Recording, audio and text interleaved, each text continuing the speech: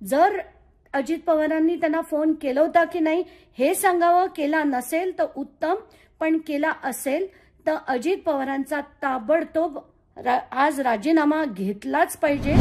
4च दिवसापूर्वी मी एक ट्विट केलं होतं आणि त्या ट्विटमध्ये मी माझ्या मनातल्या काही शंका उपस्थित केल्या होत्या की पुण्याच्या त्या भीषण अपघातात जिच्यात 2 अतिशय जवान अशा मुलांनी त्यांचे प्राण गमावले होते आणि ज्याच्यात आपण बघितलं की सगळी पोलीस यंत्रणा ही एका श्रीमंत कुटुंबासाठी काम करत होती।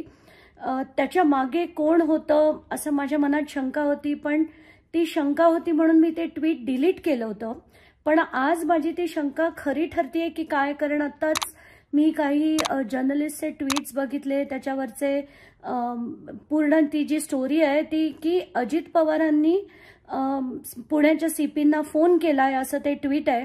आणि हीच शंका माझ्याही मनात होती, कारण पहिले 4 दिवस अजित पवारांकडनं एक सिंगल ओळ आणि प्रत्येक गोष्टीत बोलणारे अजित पवार, फार स्वतःला अगदी मी सकाळी उठून काम करणारे म्हणणारे अजित पवार पुण्याचे पालकमंत्री असताना एकही शब्दाने काही बोलले नाहीत आणि प्रत्येक वेळेस फक्त त्या टिंगरेंचंच नाव पुढे येत होतं।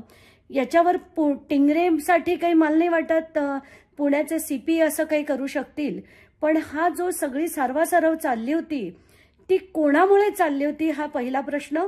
माझा सरळ सरळ विचारणा आहे सीपी पोलीस पुण्याच्या की त्यांनी तात्काळ याच्यावर क्लॅरिफिकेशन द्यावं। जर अजित पवारांनी त्यांना फोन केला होता की नाही हे सांगावं, केला नसेल तर उत्तम, पण केला असेल तर अजित पवारांचा ताबडतोब आज राजीनामा घेतलाच पाहिजे।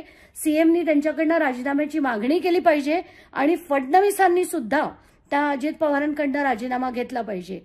This is something that I demand की सीपी पोलिसने ताबडतोब क्लॅरिफिकेशन याच्यावर दिलं पाहिजे।